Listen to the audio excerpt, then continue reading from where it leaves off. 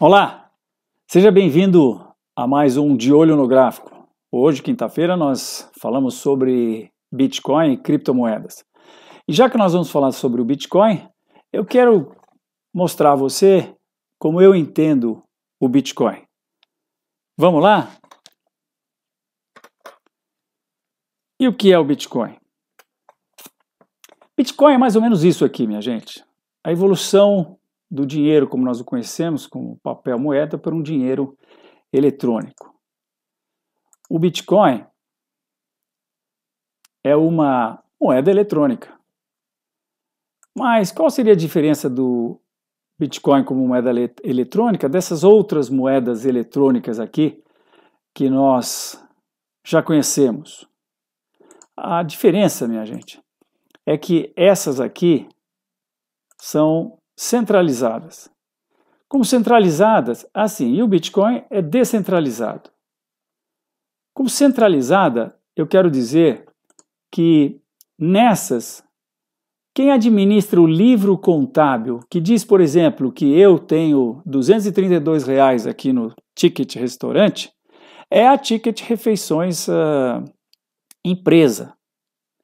Enquanto que no Bitcoin, quem escreve no livro de ofertas, no livro contábil, que o Fausto tem 0,023 bitcoins, não é uma empresa, mas é um processo descentralizado. Poxa, mas como é que funciona isso? Nós vamos ver. Cada hora é uma pessoa. E essa é a genialidade da invenção do Satoshi Nakamoto, que em outubro de 2008, entre outubro de 2008 a janeiro de 2009, lançou essa sua ideia, sem empresa, sem governo, sem financiamento, sem apoio acadêmico e sem nada. E criou um ativo que sai do zero em 2008 e chegou a valer $20 mil cada Bitcoin no final de 2017. Nós vamos hoje também estar falando sobre a tal da bolha do Bitcoin. Bem, quando a gente pensa em Bitcoin, a gente tem que pensar em dois mundos, o mundo fiat e o mundo das criptos. No mundo fiat, orbitam essas moedas que nós conhecemos, real, euro, dólar, yuan, enquanto que no mundo cripto, orbitam essas outras moedas novas, para quem nunca as viu, mas Bitcoin, Ethereum, Ripple, Litecoin, que são as 4 maiores criptomoedas criadas. Entre o mundo cripto e o mundo fiat existem as corretoras. Também são, no espaço das criptomoedas, são chamadas de exchanges. Essas exchanges, para a gente saber quais são, aqui no Brasil a gente pode consultar esses sites aí, e no exterior a gente pode consultar esse site CoinMarketCap. Eu vou clicar aqui e vou mostrar a vocês esse site, que é mais ou menos a bíblia de quem opera no mercado de criptomoedas. Deixa eu ver por que ele não está indo aqui. Eu vou para o cá e aqui eu consigo mostrar para vocês com mais facilidade. Então, aqui no CoinMarketCap, a gente fica sabendo, por exemplo, que existem 2.071 criptomoedas criadas, ou criptoativos, porque além de moedas, existem ativos também, que são negociados do mesmo jeito que Bitcoin é negociado. Existem 16 mil exchanges, corretoras bolsas. É como se existissem 16 mil bovespas. Aqui no Brasil, existem quase 60 bolsas que negociam Bitcoin. O market cap, aqui a gente vê nesse site também, do mercado de criptomoedas é 120 bilhões de dólares, sendo que o market cap de Bitcoin, que a gente vê aqui embaixo, é 63 bilhões de dólares. Hoje, o volume nas últimas 24 horas foi de 19 bilhões, quase 20 bilhões de dólares. A dominância do Bitcoin nesse universo é de 52,8%, e aqui estão listadas todas essas criptomoedas. No caso aqui são as 100 primeiras, mas a gente pode consultar dados sobre as 2.071 criptomoedas aqui nesse site. Muito bem.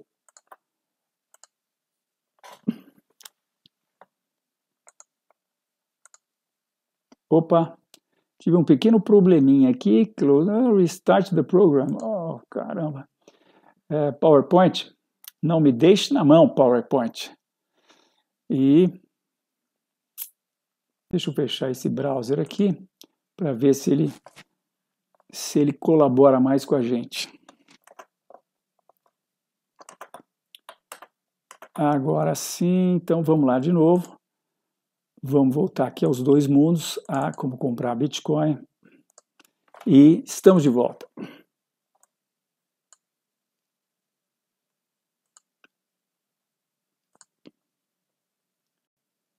O Bitcoin, eu cliquei lá e fui para o site da BitValor, que mostra as principais corretoras brasileiras aqui e os seus volumes de negociação, os preços e etc. Muito bem, agora não precisamos mais disso. Vamos de volta aqui, então. Então, para você comprar numa corretora, você tem que fazer, numa corretora de Bitcoin, para você comprar Bitcoin numa corretora, você tem que fazer exatamente como faz numa corretora que negocia ações, que cumprir todo esse processo direitinho. Ou não, porque o Bitcoin é um processo onde você pode fazer negociações de pessoa a pessoa, sem intermediário, sem corretora, sem clearing. Porque assim também diz o chamado white paper do Satoshi Nakamoto. Para quem não sabe, o Satoshi Nakamoto é uma pessoa desconhecida, ninguém sabe, na verdade, quem ele é. Então esse foi o papel, vamos dizer, o projeto em moldes acadêmicos que o Satoshi Nakamoto lançou, e o nome dele era a Peer-to-Peer Electronic Cash System, um sistema de dinheiro eletrônico que pode ser negociado de pessoa a pessoa. Muito bem. Para a Receita Federal, isso é importante a gente dizer, o Bitcoin é como se fosse um ativo. Então, quando você compra Bitcoin, é como se você tivesse comprado um quadro, ou um automóvel, um carro. Daqui a um tempo, quando você vender esse ativo, você vai ter que oferecer 15% do lucro para a Receita Federal. Já existe no manual da Receita Federal as instruções sobre como declarar Bitcoin, que você pode ver aqui. Bem, eu quero dizer a vocês agora uma pergunta que é muito frequente, que é: qual é o lastro do Bitcoin? Gente, o lastro do Bitcoin é o maior poder computacional do mundo. Ele é só comparável ao poder do Google. Mas vejam, ele estima-se 500 vezes maior do que o poder computacional do Google. Aí você se pergunta: poxa, mas por que é que essas pessoas fazem isso? Por que eles alugam armazéns enormes, compram equipamentos caríssimos, instalam esses equipamentos com refrigeração e tudo mais para participar dessa rede, para validar as transações? E a resposta, minha gente, é muito simples.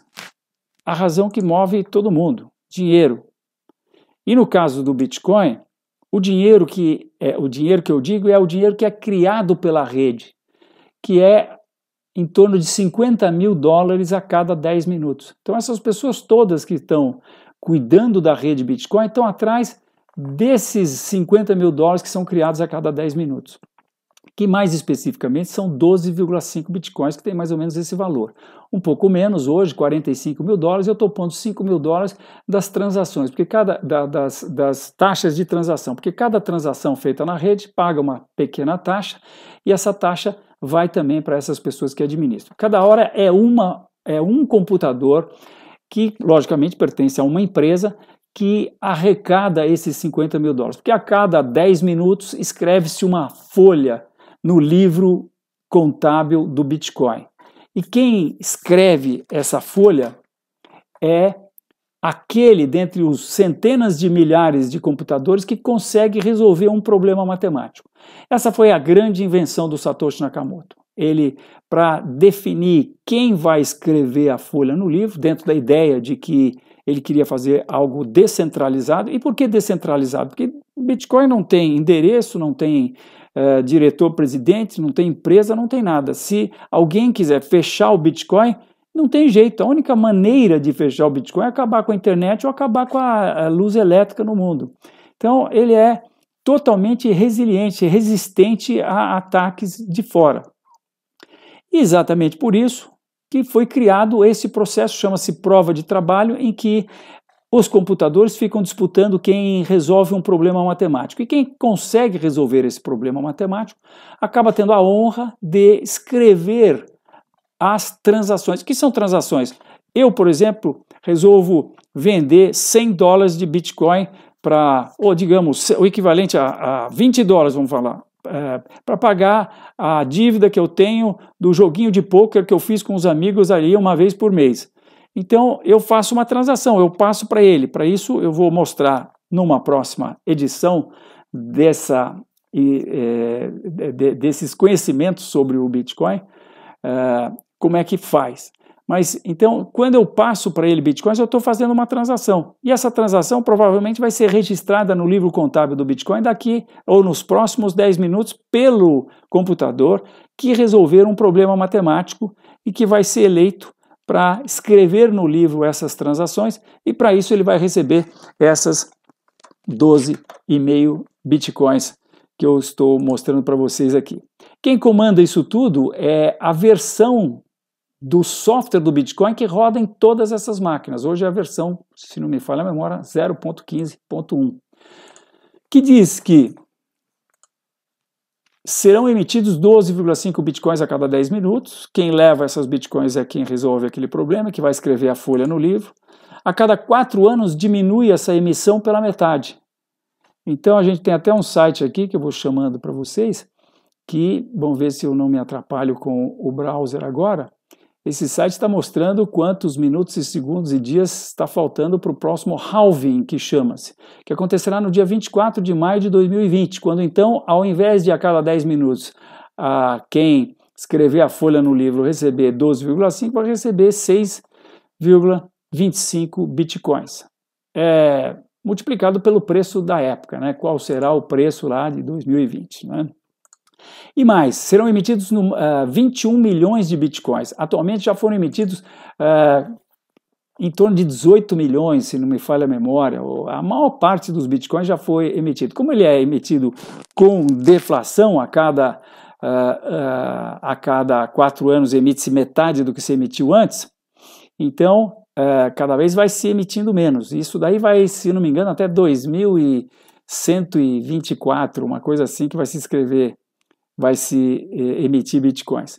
Então, o que se escreve no livro são as transações, e quem escreve no livro é aquele que venceu a prova de trabalho. Uma folha é um bloco, isso aqui já é mais. Muito bem. Então, o que se escreve, vamos só lembrar, o que se escreve são as transações, e cada folha é chamada de bloco. E por isso que vocês ouvem falar que a tecnologia por trás do Bitcoin é o chamado blockchain. Blockchain nada mais é do que o livro contábil do Bitcoin, onde são escritos blocos de transação. E eles são todos encriptados e ninguém consegue modificar. Então o Bitcoin tem um registro que é imutável. E essa é a grande tecnologia por trás da possibilidade que o Satoshi Nakamoto visualizou de criar uma moeda que fosse totalmente descentralizada. Muito bem. Eu quero agora dizer para vocês que a outra característica do Bitcoin é o fato de ele poder ser transferido de pessoa para pessoa. E essas pessoas, porque isso acontece porque essas pessoas podem deter os bitcoins. Diferentemente do que acontece na Bolsa de Valores, por exemplo, você só pode ter ações lá na Bolsa de Valores, guardado pela clearing da Bolsa, a caixa de liquidação da Bolsa. Com o Bitcoin, você pode guardar as suas moedas, o Bitcoin e outras moedas também, através do que a gente chama de carteiras. Mas isso é assunto para a próxima semana. Eu vou agora falar para vocês sobre a tal da bolha do Bitcoin. Então vamos lá? Eu mostro aqui um gráfico do Bitcoin. Não, na verdade eu quero mostrar esse outro gráfico. Eu mostro um gráfico do Bitcoin aqui, que é um gráfico semanal, porque a cada barra corresponde à oscilação de uma semana.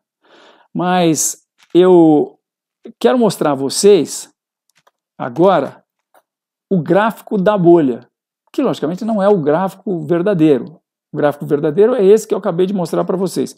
Mas o gráfico da bolha é explorado por quem tem interesse em dizer que, em denegrir a imagem dessa moeda, e tem muita gente cujos interesses estão sendo feridos e que tem esse interesse. E mostram o gráfico, ao invés de ser na escala logarítmica, como deve ser, porque a gente está falando de uma oscilação enorme que aconteceu desde que o Bitcoin foi criado em 2010, até hoje, por exemplo, a oscilação, minha gente, do Bitcoin é de 5 milhões e 700 mil. E no topo do mercado, o Bitcoin do topo ao fundo oscilou... Não, peraí, eu falei besteira, eu acho. A oscilação do começo até atualmente é 5 milhões e 327 e do começo até o topo é nada mais, nada menos do que 20 milhões 492.554, aproximadamente, né? Eu estou medindo mais ou menos aqui. Então, quando a gente tem oscilações dessa natureza, a gente tem que usar a escala logarítmica, onde a cada distância no gráfico corresponde uma mesma variação percentual. Agora, se a gente for para a escala aritmética, é isso aqui que a gente vai poder mostrar. A gente está mostrando aí essa situação. Deixa eu botar de novo aqui. A gente está mostrando essa situação e aqui sim parece que o Bitcoin teve uma bolha, né? Na verdade, não, esse é o gráfico correto e eu hoje estou trabalhando com a possibilidade de que se o Bitcoin fizer um fundo aqui, ele possa ter mais uma alta e eu diria que essa alta tem tudo para ser igual à última alta. A última alta aconteceu de 2015 até o final de 2017 e teve essa amplitude aqui que, como eu disse, na escala logarítmica é uma variação percentual. Se a gente projetar isso para cima, nós vamos dar pasmem, aproximadamente 350 mil dólares. O Bitcoin está hoje cotado a 3.600 dólares. E é exatamente por isso que existe uma oportunidade muito grande no mercado de criptomoedas. Quer dizer, pode existir uma oportunidade, não quer dizer que vai existir necessariamente, mas a minha análise é que o Bitcoin tem toda a condição de subir e subir muito. Junto com o Bitcoin, existe uma série de outras criptomoedas que também proporcionam muitas oportunidades de oscilação e de investimentos. Eu vou mostrar aqui, por exemplo, as primeiras, as mais importantes. Por exemplo, esse Bitcoin Cash, não, vamos aqui para Binance Coin, por exemplo, que é uma moeda criada pela maior corretora do mundo. Vejam, ela inicialmente, depois que foi lançada em julho de 2017, ela teve uma alta de 1.830%. Bom, depois ela corrigiu 78%, mas depois teve uma outra alta de 1.000%. E por assim vai. A gente vê diversas situações de altas espetaculares. Logicamente tem as baixas também. E nós estamos aqui e vamos estar aqui no canal tentando trazer para você as melhores oportunidades nesse mundo das criptomoedas. É isso aí, muito obrigado por ter assistido. Eu te vejo na próxima semana. Tchau!